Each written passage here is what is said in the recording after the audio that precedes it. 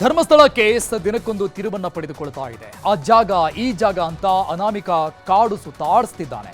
ಎಷ್ಟೇ ಭೂಮಿ ಆಗಿದ್ರೂ ಎಸ್ಐಟಿಗೆ ಅಸ್ಥಿಪಂಜರ ಮಾತ್ರ ಸಿಕ್ತಿಲ್ಲ. ಹಾಗಾಗಿ ಇವತ್ತು ಅನಾಮಿಕನಿಗೆ ಎಸ್ಐಟಿ ಅಧಿಕಾರಿಗಳು ಮತ್ತೊಮ್ಮೆ ವಿಚಾರಣೆಗೆ ಒಳಪಡಿಸಿದರು. ಈ ಮಧ್ಯೆ ಬಿಜೆಪಿ ನಾಯಕರು ಧರ್ಮಸ್ಥಳ ಪರ ಬೆಂಬಲ ಸೂಚಿಸಿ ಕ್ಷೇತ್ರಕ್ಕೆ ಎಂಟ್ರಿ ಕೊಟ್ಟಿದ್ದು ರಾಜಕೀಯ ಸಮರಕ್ಕೂ ಕಾರಣ ಆಗಿದೆ. ಈ ಕುರಿತ ಒಂದು ರಿಪೋರ್ಟ್ ಇಲ್ಲಿದೆ ನೋಡಿ. ದೊಡ್ಡ ಷಡ್ಯಂತ್ರ ನಡೆದಿದೆ. ಷಡ್ಯಂತ್ರ ಮಾಡಿದಂಥ ವ್ಯಕ್ತಿಯ ಹೆಸರನ್ನು ಬಹಿರಂಗಪಡಿಸಬೇಕು.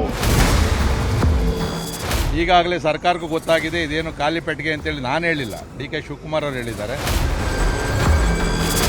ಧರ್ಮಸ್ಥಳದ ಬುರುಡೆ ಹುಡುಕಾಟಕ್ಕೆ ನಿನ್ನೆಯಿಂದ ಅಲ್ಪ ವಿರಾಮ ಬಿದ್ದಿದೆ. ನಾಳೆಯೂ ಶೋಧ ಕಾರ್ಯ ನಡೆಯೋದು ಡೌಟೇ.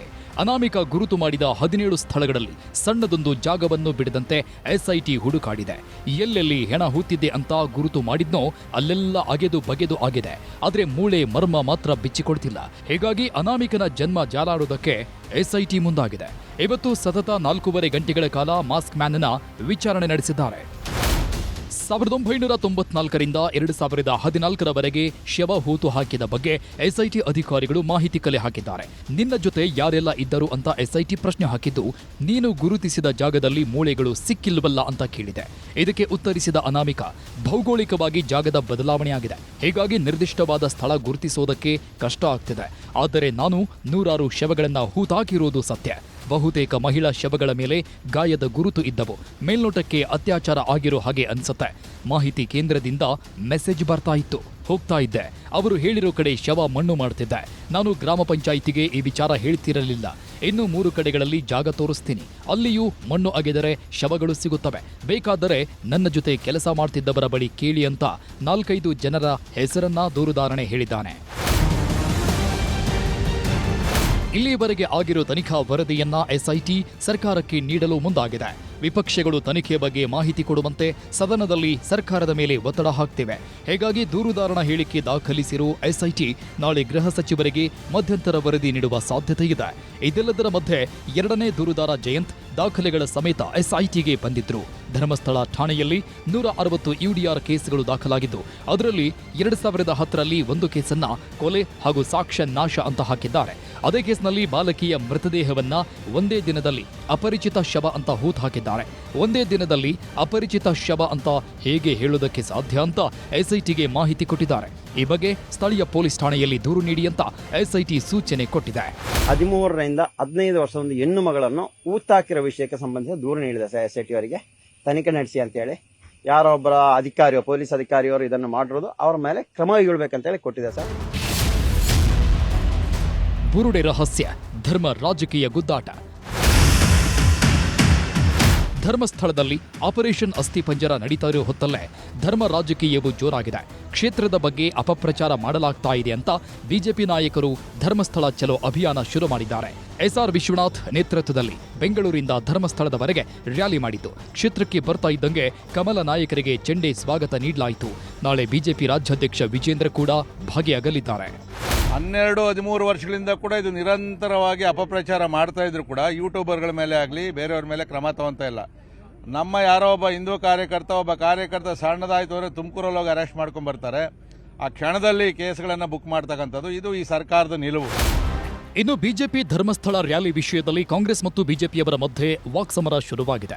ಬಿಜೆಪಿಯವರು ರಾಜಕೀಯ ಮಾಡ್ತಿದ್ದಾರೆ, ದೊಡ್ಡ ಷಡ್ಯಂತ್ರ ನಡೆದಿದೆ ಅಂತಿದ್ರೆ ರಾಜಕೀಯ ಮಾಡಿದ್ಯಾರು ಹೇಳಿ ಅಂತ ಡಿಕೆ ಶಿವಕುಮಾರ್, ಸರ್ಕಾರದಿಂದಲೇ ಷಡ್ಯಂತ್ರ ಅಂತ ಕೇಂದ್ರ ಸಚಿವ ಪ್ರಹ್ಲಾದ್ ಜೋಶಿ, ರಾಜಕೀಯ ದುರುದ್ದೇಶವಿಲ್ಲ ಅಂತ ಅಶ್ವಥ್ ನಾರಾಯಣ್, ತನಿಖೆ ಆಗಲಿ ಸತ್ಯ ಹೊರಗೆ ಬರುತ್ತೆ ಅಂತ ಡಿಕೆ ಸುರೇಶ್. ಅವರು ಬಹಳ ದೊಡ್ಡ ಷಡ್ಯಂತ್ರ ನಡೆದಿದೆ. ಇದು ದೊಡ್ಡ ಷಡ್ಯಂತ್ರ. ಇದು ನಾನು ಯಾರ್ದು ಅಂತ ನಾನು ಹೇಳೋದಿಲ್ಲ. ಇದೊಂದು ದೊಡ್ಡ ಷಡ್ಯಂತ್ರನೇ. ವೆಲ್ ಪ್ಲ್ಯಾನ್ಡ್ ಸ್ಟ್ರಾಟಜಿ ಮಾಡಿ ಅವ್ರ ಮೇಲೆ ಕಪ್ಪು ಚುಕ್ಕಿ ತರಬೇಕು ಅಂತ ಹೇಳಿ ಪ್ರಯತ್ನ ನಡೀತಾ ಇದೆ. ಯಾರ್ದು ಏನು ಅಂತ ನಾನು ಮಾತಾಡೋಕ್ಕೆ ಹೋಗೋದಿಲ್ಲ.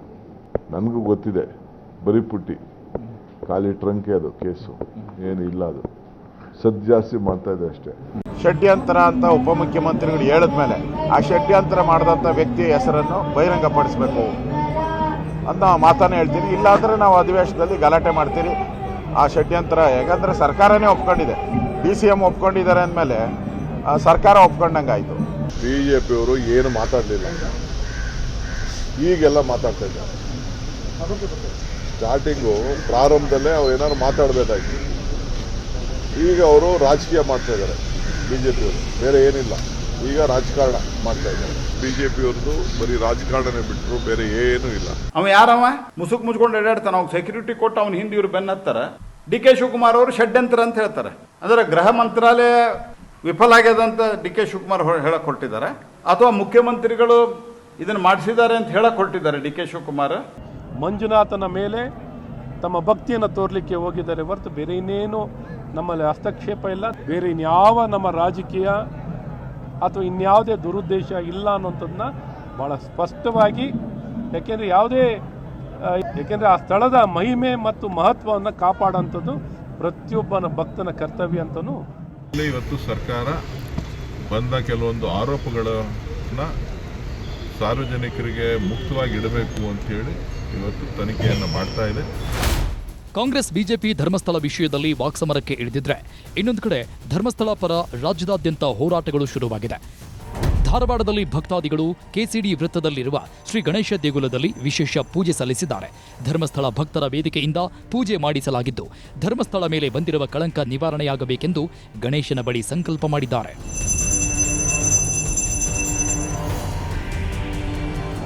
ಧರ್ಮಸ್ಥಳ ಪರವಾಗಿ ಮೈಸೂರಿನ ಗಾಂಧಿ ವೃತ್ತದಲ್ಲಿ ಜೈನ ಸಮುದಾಯದಿಂದ ಶಾಂತಿಯುತ ಮೌನ ಪ್ರತಿಭಟನೆ ಮಾಡಲಾಗಿದೆ.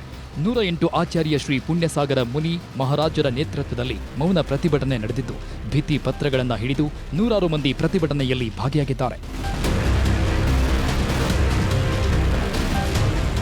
ಬೆಳಗಾವಿಯ ಕಾಗವಾಡದಲ್ಲಿ ಧರ್ಮಸ್ಥಳದ ಅಭಿಮಾನಿಗಳ ವೇದಿಕೆಯಿಂದ ಬೃಹತ್ ಪ್ರತಿಭಟನೆ ನಡೆಸಲಾಗಿದೆ. ಧರ್ಮಸ್ಥಳದ ವಿರುದ್ಧ ಷಡ್ಯಂತ್ರ ಅಪಪ್ರಚಾರ ಮಾಡ್ತಾ ಇದ್ದಾರೆಂದು ಕಾಗವಾಡ ಪಟ್ಟಣದವರೆಗೆ ಪಾದಯಾತ್ರೆ ಮಾಡಿ ತಹಶೀಲ್ದಾರ್ ಮೂಲಕ ರಾಜ್ಯ ಸರ್ಕಾರಕ್ಕೆ ಮನವಿ ಸಲ್ಲಿಕೆ ಮಾಡಿದ್ದಾರೆ.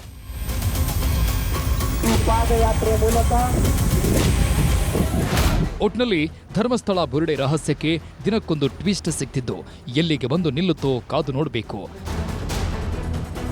ಕಿಶನ್ ಶೆಟ್ಟಿ ಜೊತೆ ಮಂಜುನಾಥ ಆರ್ಯ, ನ್ಯೂಸ್ 18 ಧರ್ಮಸ್ಥಳ. ಮಾಡಬಾರದ ಕೆಲಸ ಮಾಡಿ ನಟ ದರ್ಶನ್ ಜೈಲು ಸೇರಿದ್ದಾಯಿತು. ಆದರೆ ಜೈಲಿಗೆ ಹೋಗೋದು ಕನ್ಫರ್ಮ್ ಆಗ್ತಾ ಇದ್ದಂಗೆ ದೇವರ ಹರಕೆ ತೀರಿಸಿ ದರ್ಶನ್ ಖಾಕಿ ಎದುರು ಶರಣಾಗಿದ್ದಕ್ಕೆ ಫೋಟೋ ಸಾಕ್ಷಿ ಸಿಕ್ಕಿದೆ. ಇನ್ನೊಂದು ಕಡೆ ಪರಪ್ಪನ ಅಗ್ರಹಾರದಿಂದ ಬಳ್ಳಾರಿ ಜೈಲಿಗೆ ದರ್ಶನ್ನನ್ನ ಶಿಫ್ಟ್ ಮಾಡೋಕೆ ಜೈಲು ಅಧಿಕಾರಿಗಳು ಕೋರ್ಟ್ ಮೊರೆ ಹೋಗಿದ್ದಾರೆ. ಈ ಮಧ್ಯೆ ಗಂಡನ ಸ್ಥಿತಿಗೆ ಪತ್ನಿ ವಿಜಯಲಕ್ಷ್ಮಿ ಭಾವುಕ ಪೋಸ್ಟ್ ಹಾಕಿದ್ರೆ, ನಟಿ ರಮ್ಯಾ ಕೂಡ ದರ್ಶನ್ ಜೀವನ ನೋಡಿ ಬೇಸರ ವ್ಯಕ್ತಪಡಿಸಿದ್ದಾರೆ.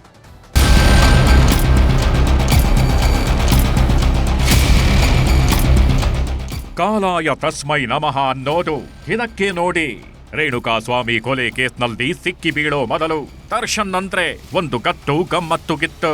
ರೇಣುಕಾ ಸ್ವಾಮಿ ಕೊಲೆ ಕೇಸ್ನಲ್ಲಿ ಜೈಲು ಸೇರಿದ ಮೇಲೆ ದರ್ಶನ್ ಗಮ್ಮತ್ತೆಲ್ಲ ಜೈಲಿನೊಳಗೆ ಬಂಧಿಯಾಗಿತ್ತು. ಈಗ ದರ್ಶನ್ ಸುಪ್ರೀಂ ಕೋರ್ಟ್ನ ಚಾಟಿ ಏಟಿಗೆ ಸಿಲುಕಿ ಜೈಲು ಸೇರಿದ್ದು ಮತ್ತೆ ನರಕಯಾತನೆ ಅನುಭವಿಸುತ್ತಿದ್ದಾರೆ. ಜೈಲು ಸೇರೋ ಮೊದಲು ದರ್ಶನ್ ತಲೆಗೆ ಹಾಕಿದ ವಿಗ್ ತೆಗೆದು ಹಾಕಿ ಮಲೆ ಮಹದೇಶ್ವರ ಬೆಟ್ಟದಲ್ಲಿ ತಲೆಗೂದಲು ಮುಡಿಕೊಟ್ಟು ಆಮೇಲೆ ಪೊಲೀಸರಿಗೆ ದರ್ಶನ್ ಶರಣಾಗಿದ್ರು. ಅದಕ್ಕೆ ಸಾಕ್ಷಿ ಈ ಫೋಟೋ. ಆಗಸ್ಟ್ 14ಕ್ಕೆ ಸುಪ್ರೀಂ ಕೋರ್ಟ್ ತೀರ್ಪು ಬರುತ್ತೆ, ಮತ್ತೆ ಜೈಲು ಸೇರಬೇಕಾಗತ್ತೆ ಅನ್ನೋದು ದರ್ಶನ್ಗೆ ಮೊದಲೇ ಗೊತ್ತಿತ್ತು. ಅದಕ್ಕೆ ಮಲೆ ಮಹದೇಶ್ವರ ಬೆಟ್ಟಕ್ಕೆ ಹೋಗಿ ಮುಡಿ ಕೊಟ್ಟು ಬಂದಿದ್ರು. ಈಗ ಆ ಫೋಟೋ ವೈರಲ್ ಆಗಿದೆ. ದರ್ಶನ್ ಜೊತೆಗೆ ಅನ್ನಪೂರ್ಣೇಶ್ವರಿ ನಗರ ಠಾಣೆಯಲ್ಲಿ ತೆಗೆದಿರುವ ಪವಿತ್ರ ಗೌಡ ಫೋಟೋನು ವೈರಲ್ ಆಗಿದೆ. ದರ್ಶನ್ ಬಳ್ಳಾರಿ ಜೈಲಿಗೆ ಶಿಫ್ಟ್ ಆಗೋದು ಫಿಕ್ಸ್. ಸೋಮವಾರ ನಿರ್ಧಾರ ಆಗಲಿದೆ ದಾಸನ ಭವಿಷ್ಯ. ಸುಪ್ರೀಂ ಕೋರ್ಟ್ ಬೇಲು ರದ್ದು ಮಾಡ್ತಿದ್ದಂತೆ ದರ್ಶನ್ ಅಂಡ್ ಗ್ಯಾಂಗ್ ಅನ್ನ ಪೊಲೀಸರು ಬಂಧಿಸಿದ್ರು. ಆಮೇಲೆ ಜಡ್ಜ್ ಆದೇಶದಂತೆ ಪರಪ್ಪನ ಅಗ್ರಹಾರ ಜೈಲಿಗೆ ಶಿಫ್ಟ್ ಮಾಡಿದ್ರು. ಈಗ ದರ್ಶನ್ ನನ್ನ ಮತ್ತೆ ಬಳ್ಳಾರಿ ಜೈಲಿಗೆ ಶಿಫ್ಟ್ ಮಾಡೋಕೆ ಪರಪ್ಪನ ಅಗ್ರಹಾರ ಜೈಲಿನ ಅಧಿಕಾರಿಗಳು ಕೋರ್ಟ್ ಮೊರೆ ಹೋಗಿದ್ದಾರೆ. ದರ್ಶನ್ ಜೊತೆಗೆ ಉಳಿದ ಆರೋಪಿಗಳು ಯಾವ್ಯಾವ ಜೈಲಲ್ಲಿದ್ರೋ ಅದೇ ಜೈಲಿಗೆ ಶಿಫ್ಟ್ ಮಾಡಬೇಕು ಅಂತ ನ್ಯಾಯಾಲಯದ ಕದ ತಟ್ಟಿದ್ದಾರೆ.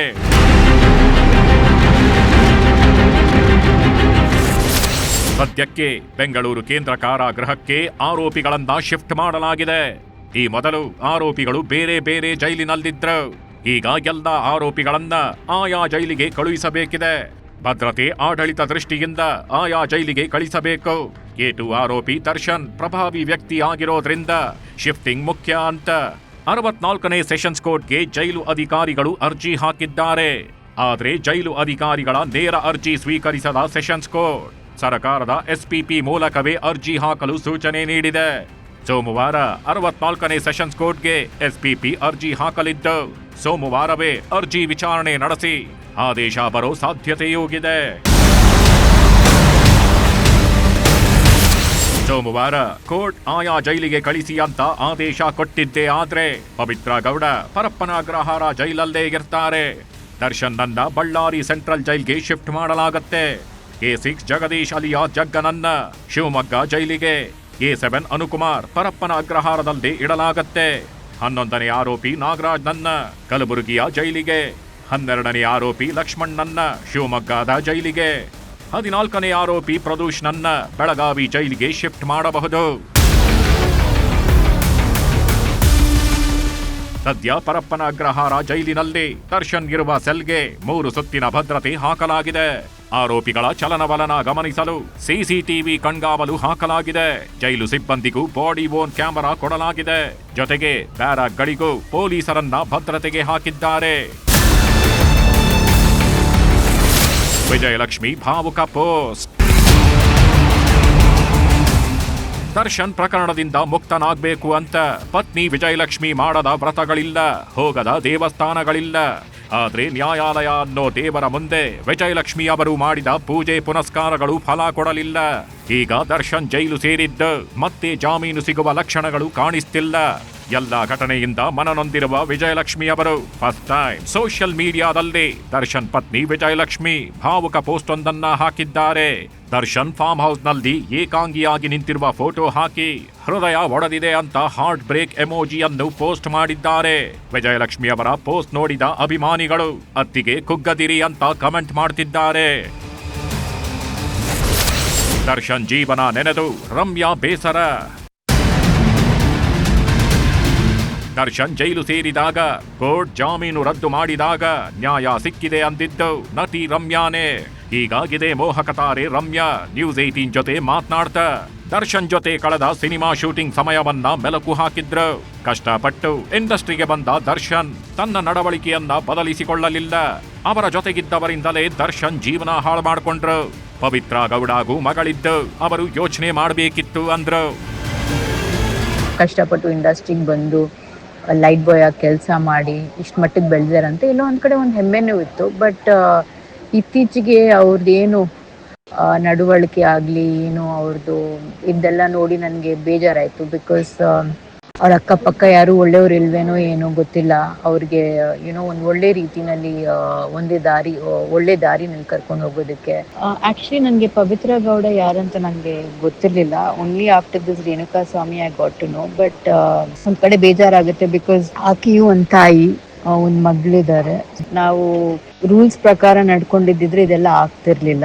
ನಾವು ಏನಾದರೂ ಒಂದು ಕೆಲಸ ಮಾಡೋಕ್ಕಿಂತ ಮುಂಚೆ ನಾವು ಯೋಚನೆ ಮಾಡಬೇಕು.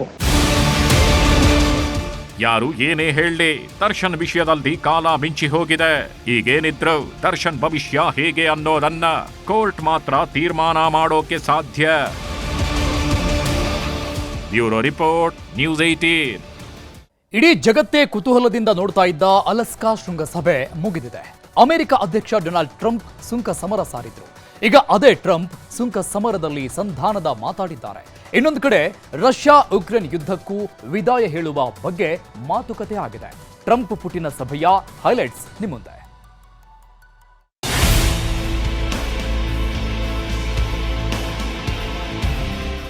ಭಾರತದಿಂದ ಆಮದು ಮಾಡಿಕೊಳ್ಳುವ ವಸ್ತುಗಳಿಗೆ ಅಮೆರಿಕದಲ್ಲಿ 25% ಹೆಚ್ಚುವರಿ ಸುಂಕ ಹಾಕಿದ್ರು ಅಧ್ಯಕ್ಷ ಡೊನಾಲ್ಡ್ ಟ್ರಂಪ್.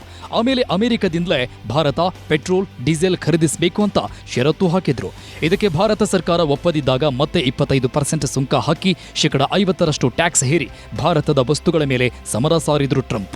ಆದರೆ ಅಮೆರಿಕ ಬೆದರಿಕೆಗೆಲ್ಲ ಸೊಪ್ಪು ಹಾಕದ ಭಾರತ ರಷ್ಯಾ ಜೊತೆ ತೈಲ ಒಪ್ಪಂದವನ್ನ ಹೆಚ್ಚಿಸಿಕೊಂಡಿತ್ತು. ಇನ್ನೊಂದು ಕಡೆ ಭಾರತೀಯರು ಅಮೆರಿಕದ ವಸ್ತುಗಳನ್ನು ಬಾಯ್ಕಾಟ್ ಮಾಡುವ ಅಭಿಯಾನ ಶುರು ಮಾಡಿದ್ರು. ಈಗ ಅಮೆರಿಕಾಗೆ ಭಾರತ ಕೊಟ್ಟಿರುವ ಹೊಡೆತ ಎಂಥದ್ದು ಅಂತ ಗೊತ್ತಾಗ್ತಿದೆ ಅನ್ಸುತ್ತೆ. ಅದಕ್ಕೆ ಅಮೆರಿಕ ಅಧ್ಯಕ್ಷ ಡೊನಾಲ್ಡ್ ಟ್ರಂಪ್ ಭಾರತದ ಮೇಲೆ ಹಾಕಿರುವ ಹೆಚ್ಚುವರಿ ಸುಂಕವನ್ನ ಕಡಿಮೆ ಮಾಡುವ ಬಗ್ಗೆ ಮಾತಾಡಿದ್ದಾರೆ. ಅಲಸ್ಕಾದಲ್ಲಿ ನಡೆದ ರಷ್ಯಾ ಅಧ್ಯಕ್ಷ ವ್ಲಾದಿಮಿರ್ ಪುಟಿನ್ ಮತ್ತು ಟ್ರಂಪ್ ಐತಿಹಾಸಿಕ ಶೃಂಗಸಭೆಯಲ್ಲಿ ಭಾರತದ ವಿಷಯದಲ್ಲಿ ಟ್ರಂಪ್ ಮೃದುವಾಗಿ ಮಾತಾಡಿದ್ದಾರೆ. ರಷ್ಯಾದಿಂದ ಭಾರತ ಯಾವುದೇ ತೈಲ ಖರೀದಿಸುವುದಿಲ್ಲ. ಯುರೋಪಿಯನ್ ದೇಶಗಳು ರಷ್ಯಾದಿಂದ ತೈಲ ಖರೀದಿಸಲ್ಲ. ಹೀಗಾಗಿ ಎರಡನೇ ಹೆಚ್ಚುವರಿ ಸುಂಕವನ್ನ ವಿಧಿಸುವುದಿಲ್ಲ. ಬರೀ 3 ಸಾಲಲ್ಲಿ ಟ್ರಂಪ್ ಸುಂಕ ಸಮರ ನಿಲ್ಲಿಸೋ ನಿರ್ಧಾರ ಮಾಡಿದ್ದಾರೆ. ಆದರೆ ರಷ್ಯಾದಿಂದ ತೈಲ ಖರೀದಿಸೋದಿಲ್ಲ ಅಂತಾನೂ ಟ್ರಂಪ್ ಹೇಳಿದ್ದು ಭಾರತದ ಜೊತೆ ಮುಕ್ತ ಮಾತುಕತೆ ಆಡುವ ಮುನ್ಸೂಚನೆ ಕೊಟ್ಟಿದ್ದಾರೆ. ರಷ್ಯಾ ಯುಕ್ರೇನ್ ಯುದ್ಧಕ್ಕೆ ತೆರೆ ಬೀಳುತ್ತಾ ಶಾಂತಿದೂತ ಆಗ್ತಾರಾ ಡೊನಾಲ್ಡ್ ಟ್ರಂಪ್? ಅಲೆಸ್ಕಾದಲ್ಲಿ ನಡೆದ ಪುಟಿನ್ ಟ್ರಂಪ್ ಶೃಂಗಸಭೆಯಲ್ಲಿ ಬಹುದೊಡ್ಡ ಚರ್ಚೆ ಆಗಿದ್ದು ರಷ್ಯಾ ಯುಕ್ರೇನ್ ನಡುವಿನ ಯುದ್ಧ. ಏರ್ಪೋರ್ಟ್ನಲ್ಲಿ ಮಾಧ್ಯಮಗಳ ಎದುರು ಬಂದಾಗ ಪುಟಿನ್ಗೆ ಯುಕ್ರೇನ್ ಮೀಡಿಯಾದವರು ಪ್ರಶ್ನೆಗಳನ್ನ ಹಾಕಿದ್ರು. ಅಧ್ಯಕ್ಷ ಪುಟಿನ್ ಅವರೇ, ಯುದ್ಧ ನಿಲ್ಲಿಸ್ತೀರಾ? ಕದನ ವಿರಾಮ ಘೋಷಣೆ ಮಾಡ್ತೀರಾ? ನೀವು ಜನರನ್ನ ಕೊಲ್ಲುವುದನ್ನ ನಿಲ್ಲಿಸ್ತೀರಾ ಅಂತ. ಆದರೆ ರಷ್ಯಾ ಅಧ್ಯಕ್ಷ ಪುಟಿನ್ ನನಗೇನು ಕೇಳಿಸ್ತಿಲ್ಲ ಅಂತ ಸನ್ನೆ ಮಾಡಿ ಹೊರಟ್ರು. President Putin, will you agree to a ceasefire? Mr. President, what's your message to Vladimir Putin? Mr. Putin, did you underestimate Ukraine? President Putin, will you stop killing civilians? ಇನ್ನು Alaska ಶೃಂಗಸಭೆ ಬಳಿಕವೂ ಮಾಧ್ಯಮಗಳ ಎದುರು ಬಂದ್ರು. ಆಗ್ಲೂ ಅಷ್ಟೇ, ಯುಕ್ರೇನ್ ಮೇಲೆ ಯುದ್ಧ ನಿಲ್ಲಿಸ್ತೀರಾ ಅಂದ್ರೆ ಪುಟಿನ್ ಮಾಧ್ಯಮಗಳ ಪ್ರಶ್ನೆಗಳಿಗೆ ನಿಖರ ಉತ್ತರ ಕೊಡ್ಲಿಲ್ಲ.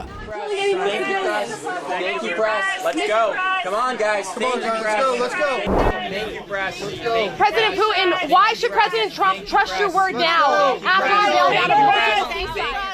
ಇನ್ನು ಅಮೆರಿಕ ಅಧ್ಯಕ್ಷ ಟ್ರಂಪ್ ಕೂಡ ತಕ್ಷಣಕ್ಕೆ ರಷ್ಯಾ ಯುಕ್ರೇನ್ ಮಧ್ಯೆ ಕದನ ವಿರಾಮ ಘೋಷಣೆ ಆಗುತ್ತೆ, ಯುದ್ಧ ನಿಲ್ಲುತ್ತೆ, ಶಾಂತಿ ಒಪ್ಪಂದ ಆಗುತ್ತೆ ಅಂತ ಹೇಳಿಲ್ಲ. ಆದರೆ ಟ್ರಂಪ್ ಟ್ರೂತ್ ಸೋಷಿಯಲ್ ಮೀಡಿಯಾದಲ್ಲಿ ಯುಕ್ರೇನ್ ಅಧ್ಯಕ್ಷರನ್ನ ಕರೆಸಿ ಸೋಮವಾರ ಸಭೆ ನಡೆಸಿ ನಿರ್ಧಾರ ಪ್ರಕಟಿಸುವುದಾಗಿ ಪೋಸ್ಟ್ ಹಾಕಿದ್ದಾರೆ. ಅಲೆಸ್ಕಾದಲ್ಲಿ ಒಂದು ಅದ್ಭುತ ಮತ್ತು ಅತ್ಯಂತ ಯಶಸ್ವಿ ದಿನ. ರಷ್ಯಾದ ಅಧ್ಯಕ್ಷ ಪುಟಿನ್ ಅವರ ಜೊತೆಗಿನ ಸಭೆ ತುಂಬಾ ಚೆನ್ನಾಗಿ ನಡೆಯಿತು. ಉಕ್ರೇನಿನ ಅಧ್ಯಕ್ಷ ಝೆಲೆನ್ಸ್ಕಿ ಜೊತೆಯೂ ಫೋನ್ ಸಂಭಾಷಣೆ ಆಗಿದೆ. ಯುದ್ಧ ಕೊನೆಗೊಳಿಸಲು ಎಲ್ಲರೂ ಒಂದು ಹಂತಕ್ಕೆ ನಿರ್ಧರಿಸಿದ್ದಾರೆ. ಉಕ್ರೇನ್ ಅಧ್ಯಕ್ಷ ಝೆಲೆನ್ಸ್ಕಿ ಸೋಮವಾರ ಮಧ್ಯಾಹ್ನ ಅಮೆರಿಕಾಗೆ ಬರ್ತಾರೆ. ಎಲ್ಲವೂ ಸರಿಯಾಗಿ ನಡೆದರೆ ಪುಟಿನ್ ಅವರ ಜೊತೆ ಸಭೆ ನಿಗದಿ ಮಾಡುತ್ತೇವೆ. ಲಕ್ಷಾಂತರ ಜನರ ಜೀವಗಳನ್ನ ಉಳಿಸಲಾಗುತ್ತದೆ. ಇದು ಟ್ರಂಪ್ ಕೊಟ್ಟಿರುವ ಸ್ಪಷ್ಟನೆ. ರಷ್ಯಾ ಷರತ್ತುಗಳನ್ನ ಉಕ್ರೇನ್ ಒಪ್ಪಿದ್ದೇ ಆದ್ರೆ 3 ವರ್ಷಗಳಿಂದ ನಡೀತಾ ಇರುವ ರಷ್ಯಾ ಉಕ್ರೇನ್ ಮಹಾಯುದ್ಧ ಕೊನೆ ಆಗಬಹುದು. ಸದ್ಯ ಅಲಸ್ಕಾ ಶೃಂಗಸಭೆಯ ನಿರ್ಧಾರಗಳನ್ನ ಗೌರವಿಸುವುದಾಗಿ ಉಕ್ರೇನ್ ಅಧ್ಯಕ್ಷ ಹೇಳಿದ್ದಾರೆ. ಭಾರತವು ಮುಕ್ತ ಕಂಠದಿಂದ ಶ್ಲಾಘಿಸಿದ್ದು ಸೋಮವಾರ ಯಾವ ನಿರ್ಧಾರ ಆಗತ್ತೆ ಅನ್ನೋದೇ ಕುತೂಹಲ. Bureau report, news 18. ಜಮ್ಮು ಕಾಶ್ಮೀರದ ಕಿಶ್ತವಾರ್ನಲ್ಲಿ ಸಂಭವಿಸಿದ ಮೇಘಸ್ಫೋಟದಲ್ಲಿ ಹುಡುಕಿದಷ್ಟು ಬರೀ ಶವಗಳೇ ಸಿಗ್ತಿವೆ. ಯಾತ್ರೆಗೆ ಹೊರಟಿದ್ದವರ ಮೇಲೆ ಜಲಪ್ರವಾಹ ಹೇಗೆ ಅಪ್ಪಳಿಸ್ತು ಅನ್ನೋ ವಿಡಿಯೋ ಈಗ ಪ್ರಕೃತಿ ಮುನಿಸು ಎಷ್ಟಿತ್ತು ಅನ್ನೋದನ್ನ ತೋರಿಸ್ತಾ ಇದೆ. ಮಹಾರಾಷ್ಟ್ರದಲ್ಲೂ ಕೂಡ ಮಳೆ ಅಬ್ಬರಿಸ್ತಾ ಇದೆ. ಕರ್ನಾಟಕದಲ್ಲೂ ಮಳೆ ಸಾಕಷ್ಟು ಅನಾಹುತಗಳನ್ನ ಸೃಷ್ಟಿ ಮಾಡಿದೆ.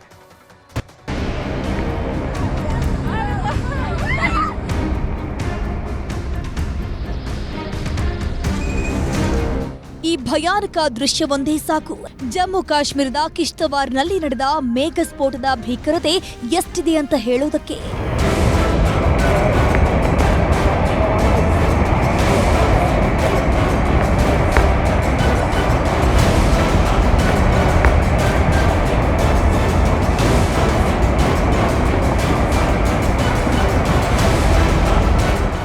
ಆಗಸ್ಟ್ 14ರಂದು ಮಧ್ಯಾಹ್ನ ಮಚೈಲ್ ಮಾತಾ ದೇವಾಲಯಕ್ಕೆ ಸಾವಿರಾರು ಜನ ಪಾದಯಾತ್ರೆಗೆ ಹೋಗ್ತಿದ್ರು. ನೋಡ್ತಿದ್ದಂತೆ ಮೇಘಸ್ಫೋಟವಾಗಿ ಪ್ರವಾಹವೇ ಸೃಷ್ಟಿಯಾಯಿತು. ಉತ್ತರ ಕಾಶಿಯಲ್ಲಾದಂತೆ ಬೆಟ್ಟಗುಡ್ಡಗಳ ಅವಶೇಷಗಳು ಕೊಚ್ಚಿ ಬಂತು. ಏಕಾಏಕಿ ಯಾತ್ರಿಕರೆಲ್ಲರೂ ಕೊಚ್ಕೊಂಡು ಹೋಗಿ ಚೋಸಿತಿ ಗ್ರಾಮವನ್ನ ಸರ್ವನಾಶ ಮಾಡ್ತು. ಆಗ ಪ್ರವಾಸಕ್ಕೆ ಬಂದಿದ್ದ ವಾಹನಗಳು ಕೊಚ್ಚಿ ಹೋಗಿದ್ವು. ಬಸ್ನಲ್ಲಿದ್ದ ಯಾತ್ರಿಕರ ಕೂಗಾಟ, ಕಿರುಚಾಟವು ಭಯಾನಕವಾಗಿತ್ತು.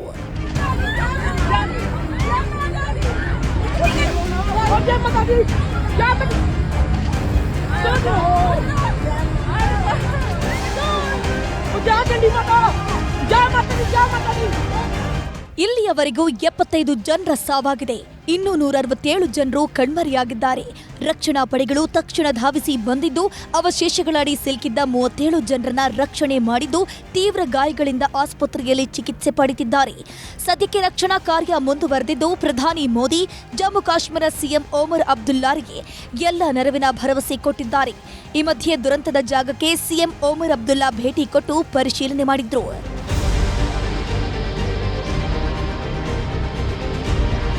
ಮಹಾರಾಷ್ಟ್ರದ ಮುಂಬೈ ನಗರದಲ್ಲಿ ನಿನ್ನೆ ರಾತ್ರಿಯಿಂದ ಬಿಟ್ಟು ಬಿಡದೆ ಮಳೆಯಾಗ್ತಿದೆ. ಬಹುತೇಕ ತಗ್ಗು ಪ್ರದೇಶಗಳು, ರಸ್ತೆಗಳು ಜಲಾವೃತವಾಗಿವೆ. ನಿಂತ ನೀರಲ್ಲಿ ಬಸ್ಗಳು, ಕಾರುಗಳು ಕೆಟ್ಟು ನಿಂತಿವೆ.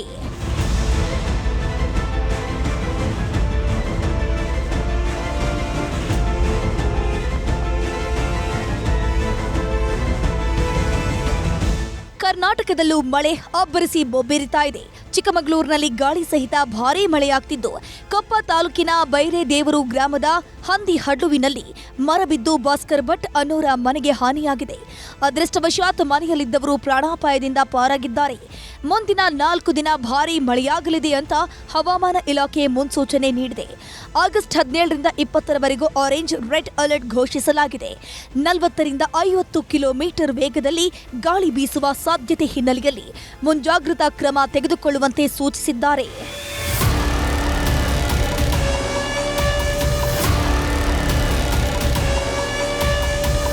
ಬೀದರ್ನಲ್ಲೂ ಭಾರೀ ಮಳೆಯಾಗಿದೆ. ಔರಾದ್ ತಾಲೂಕಿನ ವಡಗಾಂವ್ ಗ್ರಾಮದಲ್ಲಿರುವ ಜಮೀನುಗಳಿಗೆ ಮಳೆಯ ನೀರು ನುಗ್ಗಿದ್ದು, ಮಳೆ ನೀರಿನಿಂದಾಗಿ ಸೋಯಾ, ತೊಗರಿ, ಹೆಸರು ಬೆಳೆಗಳು ನಾಶವಾಗಿದೆ.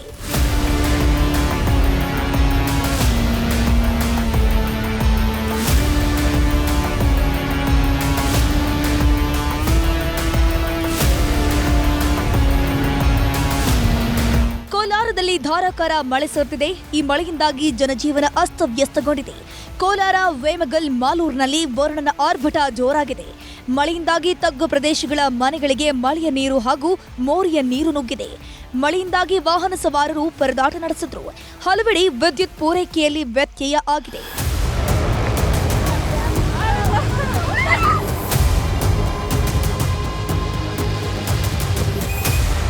Bureau report, news 18.